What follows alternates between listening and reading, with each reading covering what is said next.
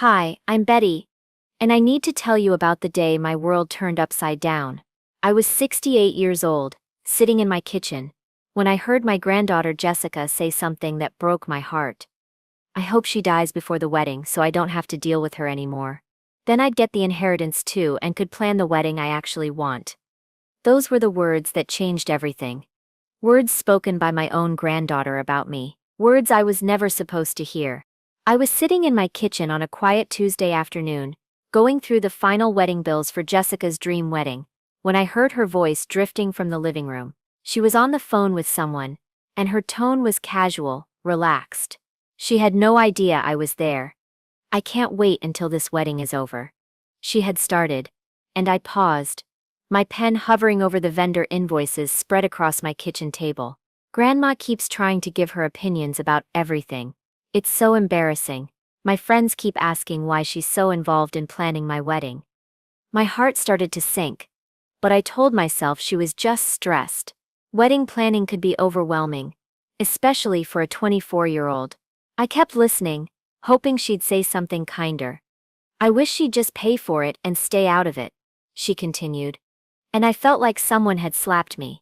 Here I was, looking at $80,000 worth of contracts, all signed in my name, all my responsibility, and she saw me as nothing more than a nuisance who happened to have a checkbook. But then came those devastating words that I opened with. I sat there in stunned silence, staring at those vendor contracts scattered across my kitchen table. Every single one bore my signature.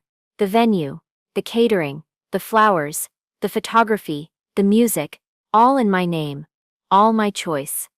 Then I heard her laugh. A sound that used to bring me such joy.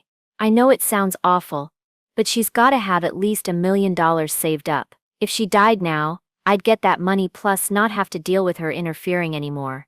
I quietly stood up, walked to my home office, and pulled out my business filing cabinet. 20 years of running a restaurant had taught me to read contracts carefully. As I flipped through the wedding agreements, I realized something that Jessica had never bothered to understand. I wasn't just the grandmother paying for this wedding. I was the primary client on every single contract. I picked up my phone and smiled for the first time in weeks. It was time to make some calls that would change everything. But let me start from the beginning, so you understand exactly how someone I loved more than life itself could wish for my death while I was spending my life savings on her happiness. Because what happened next wasn't about revenge. It was about respect, dignity, and learning that even at 68 years old, I still had more power than anyone realized. Before we continue, leave a comment telling us where you're watching from, and subscribe for more stories like mine. My name is Betty Richardson, I'm 68 years old, and I live in Springfield, Missouri. I've been a widow for 3 years now, ever since my husband Harold passed away from a heart attack. Harold was a good man who worked hard his whole life, and when he died, he left me well provided for with life insurance, our savings, and our house that's been paid off for over a decade. Jessica is my son Michael's daughter, my only granddaughter, and honestly, she's always been the light of my life. She's 24 years old, works as a marketing coordinator at a local company, and got engaged to her boyfriend Brad last year. When she called me crying with joy about the proposal, I was so happy for her. Now, I should tell you something about myself that becomes important later. Before I retired, I owned and operated a family restaurant called Betty's Kitchen for 20 years. I learned how to manage vendors, read contracts, handle business relationships, and deal with all kinds of people. I wasn't just some sweet old grandmother who didn't understand how the world worked. I knew business. When Jessica got engaged, she and Brad started planning what they called a small, intimate wedding. They had saved about $5,000, which would have gotten them a nice ceremony at the local community center with maybe 50 guests. But Jessica kept talking about this dream wedding she'd seen in magazines, with beautiful flowers and an elegant venue. One evening, she was at my house for dinner, flipping through bridal magazines and sighing. "I wish we could afford something like this," she said, showing me pictures of elaborate receptions. "But I guess we'll just have to make do with what we have." That's when I made the decision that I thought would bring us closer together. "Sweetheart," I said, "what if Grandma helped make your dream wedding come true?" The look on her face was pure joy. She hugged me so tight and called me the best grandmother in the world. We spent the next month planning together. Jessica's dream wedding would cost $80,000. I know that sounds like a lot, but I could afford it. Between Harold's life insurance, our savings, and what I'd put away from the restaurant, I had the money to give her this gift.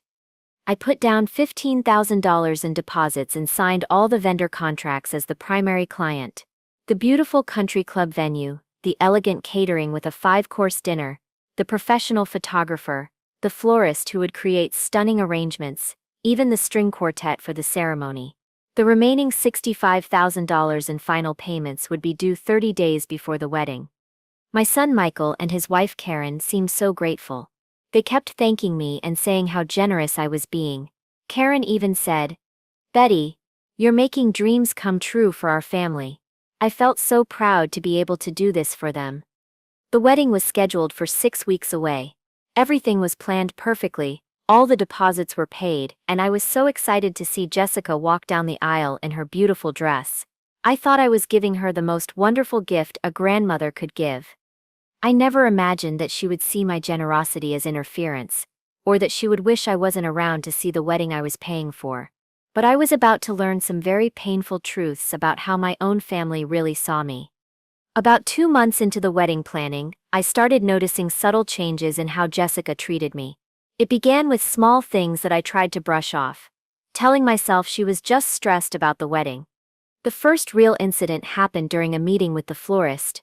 I had suggested adding some white roses to the bridal bouquet, because they had been my wedding flowers, and I thought it would be a sweet way to connect our generations.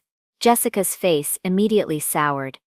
"Grandma, that's so old-fashioned," she said, rolling her eyes right in front of the florist. "We're going for a more modern, elegant look. White roses are what people used in the 1950s. I felt embarrassed and hurt. But I told myself she was just being a perfectionist about her special day. The florist looked uncomfortable, and I quickly said, "Of course, dear, it's your wedding." But the dismissive attitude continued. Every suggestion I made was met with, "That's not the vibe we're going for," or "My friends would think that's weird." When I mentioned that many of my friends were excited to attend, Jessica frowned and said, "We need to keep the guest count manageable, Grandma. Your friends won't really fit in with our crowd." I was paying for everything. But apparently my opinions, my friends, and my feelings didn't matter at all. The worst part was how she started excluding me from important decisions. One afternoon she had scheduled a cake tasting with the baker, and when I arrived at the bakery, I found out the appointment had been moved to earlier in the day without anyone telling me. "Oh, didn't I mention it?" Jessica said when I called her. "We had to change the time and I figured you didn't need to be there for every little detail." But this wasn't a little detail. This was a $1,500 cake that I was purchasing, and I wasn't even invited to help choose it. Jessica began scheduling vendor meetings without me, making decisions about thousands of dollars I was spending, and treating me like I was some interfering busybody instead of the person making her dream wedding possible. The breaking point came when I discovered she had completely changed the guest list. I found out when one of my dearest friends, Ruth, called to ask if she'd done something wrong because she never received an invitation. "Ruth, what do you mean?" I asked, confused. "Of course you're invited. I gave Jessica your address weeks ago." That's when I learned that Jessica had removed not just Ruth, but 6 of my closest friends from the guest list. When I confronted her about it, she shrugged and said, "We needed to make cuts somewhere, and honestly your friends won't really understand the type of wedding we're having." I felt like I'd been slapped. These were women who had been my friends for decades, who had supported me through Harold's death, who had been excited to celebrate with me.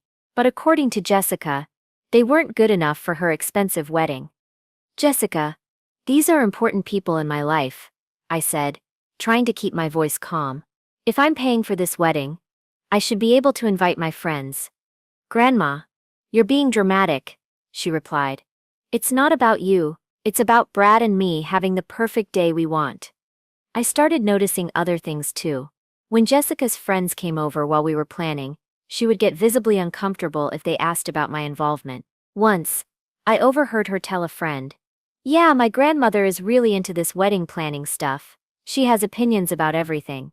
The tone made it clear that my involvement was something to be embarrassed about, not grateful for. Another time, I suggested that we include a memory table with photos of family members who had passed away, including Harold. Jessica immediately said, "That's so depressing. We want people to be happy, not thinking about dead people." I felt like I was being treated as a burden rather than a beloved grandmother. Every interaction became about managing my interference instead of celebrating together. I was good enough to pay for everything, but not good enough to have any say in what I was buying. The pattern was clear. Jessica wanted my money, but she didn't want me. She saw me as an obstacle to her perfect day, not as the person who was making it possible. And sadly, Michael and Karen never stepped in to defend me or correct Jessica's behavior. They seemed to think that as long as I was willing to pay, I should just accept whatever treatment I received. I started dreading our planning sessions instead of looking forward to them. What should have been a joyful time of bonding with my granddaughter had become a series of rejections and dismissals. But I kept telling myself that once the wedding was over, things would go back to normal. I had no idea how much worse things were about to get. 4 weeks before the wedding, I was supposed to meet Jessica at her apartment to finalize the wedding favor choices. She had asked me to come by at 2 p.m. to go over the samples together and make the final decision. These were small silver picture frames that would cost about $8 each for the 150 guests. I arrived at her apartment building around 1:45 p.m., wanting to be on time. Jessica had given me a key to her place last winter when she had pneumonia and needed someone to check on her and bring her soup. I'd kept the key because she said it made her feel safer knowing I could get in if there was an emergency. As I walked up to her apartment door, I could hear Jessica's voice through the thin walls. She was clearly on the phone with someone, speaking in her normal tone, not whispering. I realized she had no idea I was there early. I quietly unlocked the door and stepped inside, planning to wait in the kitchen until she finished her call so I wouldn't interrupt. But as I stood there, I couldn't help but hear what she was saying. "Sarah, I'm so exhausted from all this wedding planning," Jessica was saying to her maid of honor. "And the worst part is dealing with my grandmother." I froze. She was talking about me. "She keeps trying to give her opinions about everything," Jessica continued. "The flowers, the music, the guest list, even the wedding favors. It's so embarrassing. She has these old-fashioned ideas about what a wedding should be like." My heart started to pound. I knew I should leave, but I couldn't move. I needed to hear what she really thought about me. "My friends keep asking why she's so involved in everything," Jessica said, and I could hear the frustration in her voice. "They think it's weird that someone her age is so into planning a young person's wedding. Like, doesn't she have her own life?" Sarah must have said something because Jessica laughed, but it wasn't a happy laugh. It was mean. "Exactly," Jessica said. "I keep trying to hint that she should back off, but she doesn't get it. She thinks because she's paying for everything, she gets to have opinions about every little detail." I felt like someone had punched me in the stomach. Here I was, spending my life savings to give her the wedding of her dreams, and she saw me as nothing more than an embarrassing burden. But it got worse. "I wish she would just write the check and disappear," Jessica said, and her voice was getting more animated, like she was warming up to complaining. "She's ruining my perfect day with her constant input. This is supposed to be about me and Brad, not about making my grandmother feel included." I gripped the kitchen counter, feeling dizzy.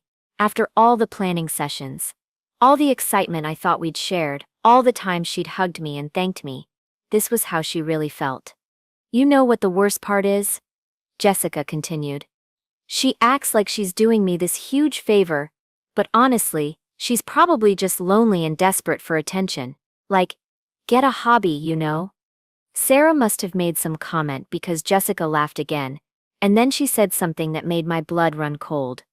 "Sometimes I think about what it would be like if she just wasn't around anymore," Jessica said casually, as if she were talking about the weather. "Like, if she died tomorrow, I wouldn't have to deal with all her opinions and interference." I couldn't breathe. My own granddaughter was talking about my death like it would be convenient for her. But she wasn't done. "Actually, that would solve a lot of problems," Jessica said, and I could hear her moving around the room, probably pacing the way she did when she got excited about something.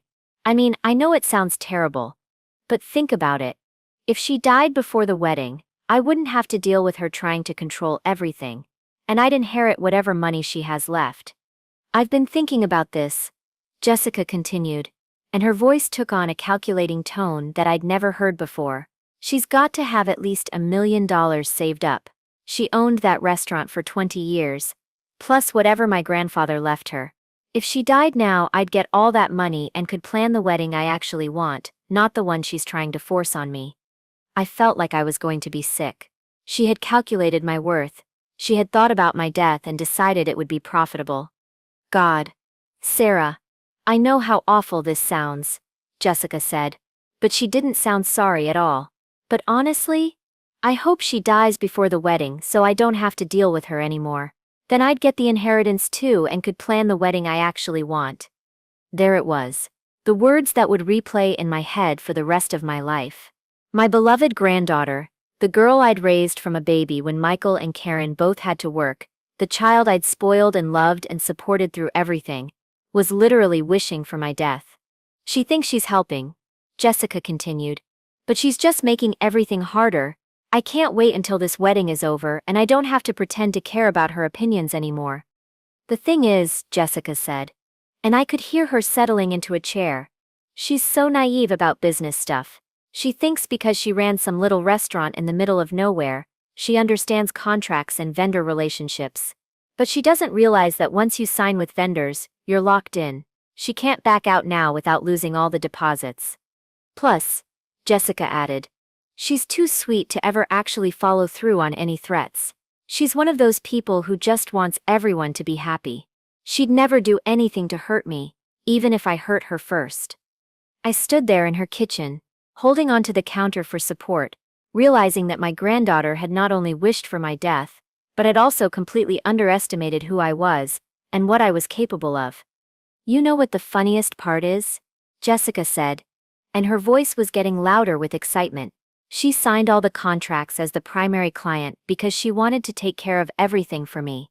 But she doesn't understand that now she's legally responsible for all the payments. Even if she wanted to back out, she'd lose thousands of dollars in deposits. She's trapped. Sarah must have said something encouraging because Jessica laughed triumphantly. Exactly. She made herself the perfect victim. She's paying for everything. She has no legal way to get out of it. And I can treat her however I want, because what's she going to do? Cancel her precious granddaughter's wedding? She loves me too much to ever do that. I quietly put the wedding favor samples on her kitchen counter and wrote a quick note. Had an emergency, we'll talk later. Love, Grandma. Then I left, closing the door as softly as I could behind me. As I walked to my car, I kept thinking about what Jessica had said. She thought I was trapped. She thought I was too sweet, too naive, too desperate for her love to ever stand up for myself. She was about to learn how wrong she was about her grandmother. I drove home in a daze, my hands shaking on the steering wheel. I kept hearing Jessica's voice in my head. I hope she dies before the wedding. Those words played on repeat as I pulled into my driveway and sat in my car for several minutes, trying to process what had just happened. When I finally made it inside my house, I went straight to my bedroom and collapsed on the bed. I cried harder than I had since Harold died. This wasn't just about the money or the wedding planning. This was about discovering that someone I loved more than life itself actually wished I was dead. I spent the entire evening in that bedroom, going through every memory I had with Jessica, teaching her to bake cookies when she was 5, helping her with homework throughout elementary school, being there for every birthday, every school play, every important moment in her life, taking care of her when she was sick, supporting her through her first heartbreak, celebrating when she got her job. And through it all, I kept hearing her voice. She's so naive about business stuff. She thinks because she ran some little restaurant in the middle of nowhere, she understands contracts and vendor relationships. That comment hurt almost as much as the death wish. Jessica had dismissed 20 years of my business experience, like it was nothing.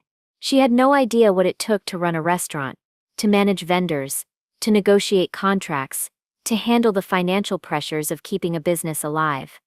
I barely slept that night. Every time I closed my eyes, I heard Jessica laughing about how I was trapped by the contracts I'd signed. She thought I was some helpless old woman who'd gotten herself into a situation she couldn't get out of. The next morning, I made myself a cup of coffee and sat at my kitchen table, staring at the wedding planning binder I'd put together.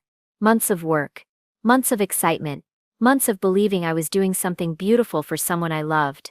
But Jessica saw it all as interference and embarrassment. That's when I remembered something from my restaurant days. I walked to my home office and pulled out my filing cabinet, the same one I'd used for business contracts at Betty's Kitchen. I'd always kept meticulous records, always read every contract carefully, always understood exactly what I was signing. I pulled out every single wedding contract and spread them across my desk. The venue, the catering company, the florist, the photographer, the string quartet, the cake designer, even the limo service. One by one I read through each contract carefully, paying special attention to the cancellation clauses. What I discovered made me smile for the first time in 24 hours. Every single contract was signed by me as the primary client, not just as a guarantor or financial backer. This meant I wasn't just paying for services someone else had arranged. I was the actual customer, the one with decision-making authority, the one with cancellation rights. Even better, most of the contracts had 30-day cancellation clauses with varying penalty structures. Since the wedding was still 4 weeks away, I was well within the cancellation window for most services. I started doing calculations. I'd already paid $15,000 in deposits to various vendors. If I canceled everything now, I'd lose most of those deposits, but I'd avoid the remaining $65,000 in final payments that were due in the next 2 weeks. $15,000 was a lot of money to lose, but it was better than throwing away another $65,000 on someone who wished I was dead. I picked up the phone and called my attorney Robert Chen, the same man who'd handled Harold's estate. I'd worked with him during my restaurant years too, so he understood my business background. "Robert, I need some advice about contract cancellation," I said when he answered. "Of course, Betty. What's the situation?" I explained about the wedding contracts, though I didn't go into detail about what Jessica had said. I just told him I needed to understand my rights as the primary client on these agreements. "Let me be clear about this," Robert said after I'd outlined the situation. "You sign these contracts as the primary client, not as a guarantor. That means you have every right to cancel these services with appropriate notice. You'll lose your deposits, but you're not legally obligated to continue with services you no longer want." "Even though it's for my granddaughter's wedding?" I asked. "Betty, it doesn't matter who the wedding is for. You're the client. You're the one who contracted for these services.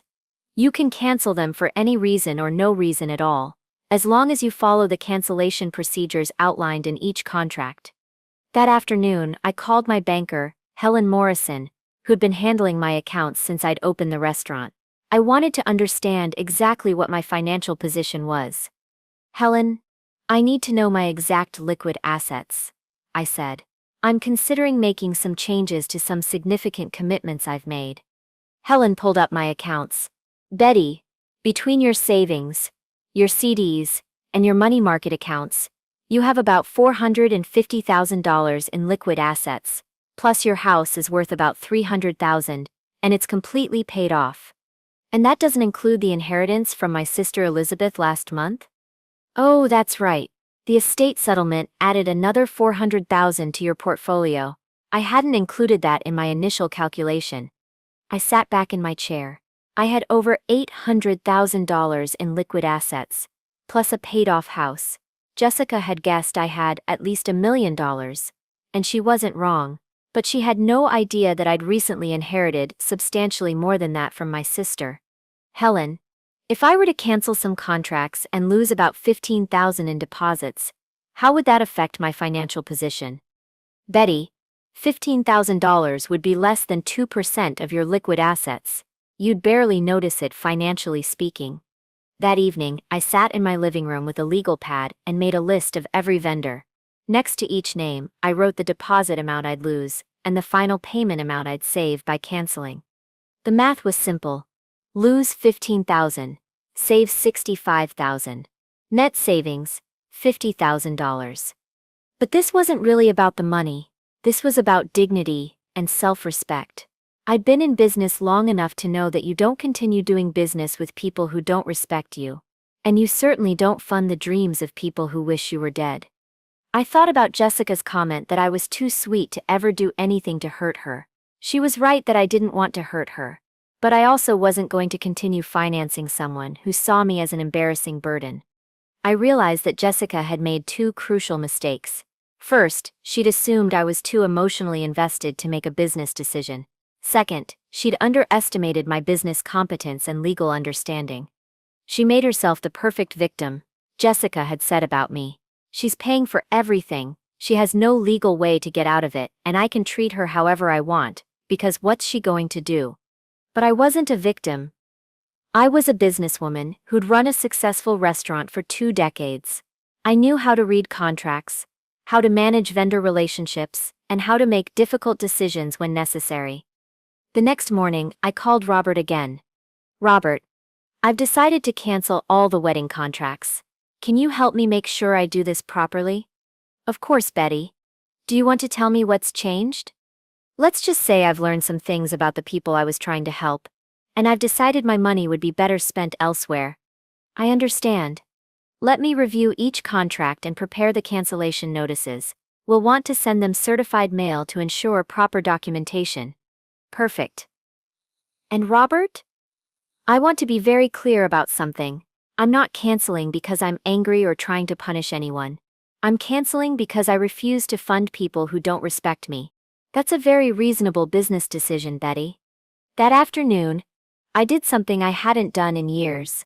I booked a cruise, a 2-week Alaska cruise that I'd always wanted to take, but had never felt I could afford. It would cost exactly $50,000 for the luxury suite I'd always dreamed of.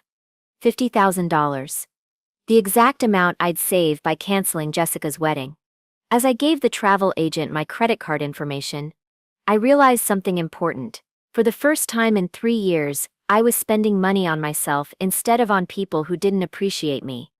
I was done being the sweet, naive grandmother who could be taken advantage of. I was done funding people who wished I was dead. I was done accepting disrespect in exchange for the privilege of being generous. Jessica thought she had me figured out. She thought I was trapped, weak, and too loving to ever stand up for myself. She was about to learn how wrong she was. The next morning, I woke up with a clarity I hadn't felt in months. I made myself breakfast, got dressed in my best business suit, and sat down at my desk with the stack of cancellation letters Robert had prepared. I started with the venue. Maple Ridge Country Club had been Jessica's dream location, with its beautiful gardens and elegant ballroom. I called the events coordinator, Mrs. Patterson, whom I'd worked with for months. Mrs. Patterson, this is Betty Richardson. I need to cancel the wedding reception scheduled for 4 weeks from Saturday. There was a pause. Oh my. Mrs. Richardson. I'm so sorry to hear that. Is everything all right? There have been some family circumstances that have made it necessary to cancel. I understand I'll forfeit my deposit. Yes, unfortunately the $3,000 deposit is non-refundable at this point. But you won't be responsible for the remaining $12,000 in final payments. That's exactly what I expected. Please send me written confirmation of the cancellation. Next was the catering company. 5-course dinner for 150 guests, with the balance of $10,000 due in 10 days. Elegant Events Catering. This is Monica. Monica. This is Betty Richardson. I need to cancel the catering service for the Richardson-Wilson wedding. Oh no. I'm so sorry to hear that, Mrs. Richardson. You'll lose your $2,000 deposit, but you won't owe the final payment. I understand. Please send me written confirmation. One by one, I methodically called every vendor, the florist, the photographer, the string quartet, the cake designer, the limo service. Each conversation was professional and brief.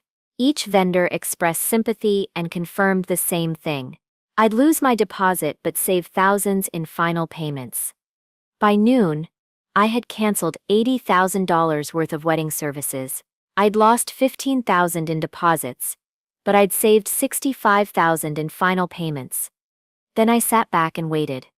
The first call came 2 days later. It was Thursday afternoon, and I was in my garden when my phone rang. "Grandma?" Jessica's voice was shaky. "I just got the strangest call from Maple Ridge Country Club. They said you canceled the reception venue? But that can't be right, can it? There must be some mistake." "There's no mistake, Jessica," I said calmly. "I canceled all the wedding vendors yesterday." "What? But why? What happened?" "I heard your conversation with Sarah on Tuesday. The one where you said you hoped I would die before the wedding, so you could get my inheritance and plan the wedding you actually wanted." The silence on the other end was deafening. "Grandma, I was just stressed. I didn't mean." "You calculated my net worth, Jessica. You said I was naive about business and that I was trapped by the contracts I'd signed. You called me an embarrassing burden and said you couldn't wait to stop pretending to care about my opinions." "I was just venting. I didn't mean any of it." "You meant every word, and you were wrong about something important. I'm not trapped by those contracts. I was the primary client, which means I had every right to cancel them. And I'm not naive about business. I spent 20 years successfully running a restaurant. But Grandma, the wedding is in 3 weeks. What am I supposed to do?" "That's not my problem to solve anymore, Jessica. You wanted to plan your own wedding without my interference. Now you can." The phone calls from the family started within hours. First Michael called, then Karen, then Brad. Each conversation was variations of the same theme: disbelief, anger, and desperate attempts to get me to change my mind. "Mom, you can't do this to Jessica," Michael said. "She's your granddaughter. She made a mistake, but she's young. She's 24 years old, Michael. She's old enough to understand that wishing someone dead while spending their money has consequences." But she didn't mean it literally. She calculated my inheritance value and said she hoped I would die so she could get the money and plan a different wedding. How exactly am I supposed to interpret that? Karen called next, crying. "Betty, please, you have to understand. Jessica is just overwhelmed with wedding planning. She loves you so much. If she loves me, she has a strange way of showing it. She removed my friends from the guest list, excluded me from vendor meetings, and dismissed every suggestion I made, all while I was paying for everything. We'll pay you back. We'll find a way to cover the costs." "With what money, Karen? You couldn't afford this wedding before I offered to pay for it." "Nothing has changed, except that Jessica showed me her true feelings." Brad called too. The poor young man. "Mrs. Richardson, I'm so sorry about what Jessica said. She was just stressed, and she didn't mean any of it. Please, isn't there some way we can work this out?" I almost felt sorry for him. He seemed genuinely shocked by what Jessica had said. "Brad, I'm not angry with you, but I'm not going to continue funding someone who wishes I was dead. Jessica is free to plan whatever wedding she can afford on her own." The most dramatic call came from Jessica herself the next day. She was sobbing hysterically. "Grandma, I called all the vendors. They want $65,000 to reinstate the services. We don't have that kind of money. You know we don't have that kind of money." "I know exactly what you can afford, Jessica. You were planning a $5,000 wedding before I offered to help. You can still have that wedding. But all my friends are expecting this beautiful wedding. The invitations are already sent. Everyone knows it's going to be at Maple Ridge. Then you'll have to explain to your friends why the plans changed. Perhaps you can tell them that you wished your grandmother was dead, and she decided not to fund your dream wedding anymore." "I didn't mean it. I was just frustrated." "Jessica, you didn't just say you were frustrated. You said you hoped I would die. You calculated how much money you'd inherit. You called me naive, and said I was trapped. Those weren't words spoken in frustration. Those were your true feelings. Please, Grandma. I'll apologize. I'll do anything. Just please don't ruin my wedding." "I'm not ruining your wedding, Jessica. I'm simply not paying for it anymore. You can still get married. You just can't do it on my dime while wishing I was dead." The calls continued for several days. Michael suggested family counseling. Karen offered to have Jessica write me a letter of apology. Brad's parents even called to offer to mediate. But I was done. I'd made my decision based on business principles that had served me well for decades. You don't continue doing business with people who don't respect you. 2 weeks later, I received a wedding invitation in the mail. Jessica and Brad were getting married at the local community center, with a reception in the fellowship hall. The invitation was printed on simple cardstock, nothing like the elegant letterpress invitations that had been ordered for the original wedding. I didn't attend. Instead, I was on a cruise ship in Alaska, watching glaciers from the deck of my luxury suite. I'd used the money I'd saved from canceling Jessica's wedding to give myself the trip of a lifetime. The cruise was everything I dreamed it would be. I made new friends, saw incredible sights, and enjoyed the kind of luxury I'd never allowed myself before. For the first time in years, I was spending money on someone who appreciated it, myself. When I returned home, I found a thank you card from Jessica in my mailbox. It was a simple card with a photo from her wedding. She and Brad looked happy, standing in front of a simple backdrop in the community center. Inside, she'd written, "Dear Grandma, thank you for everything you taught me about respect and consequences. I understand now why you made the decision you did. I hope someday I can earn back your trust and your love. Love, Jessica." I kept the card, but I didn't call her. Some lessons take time to fully sink in, and I wanted to make sure Jessica truly understood what she'd lost before I considered rebuilding our relationship. 3 months later, I updated my will. Jessica's inheritance went to several charities instead. I also established a scholarship fund for young women starting their own businesses, using the money I'd originally planned to leave to someone who had wished I was dead. I learned something important during this whole experience. It's never too late to demand respect. At 68 years old, I discovered that I still had the power to make choices that honored my own dignity and self-worth. Jessica got married, just not the wedding she'd planned, and I got something more valuable than any wedding could have provided. I got my self-respect back. Sometimes love means saying no.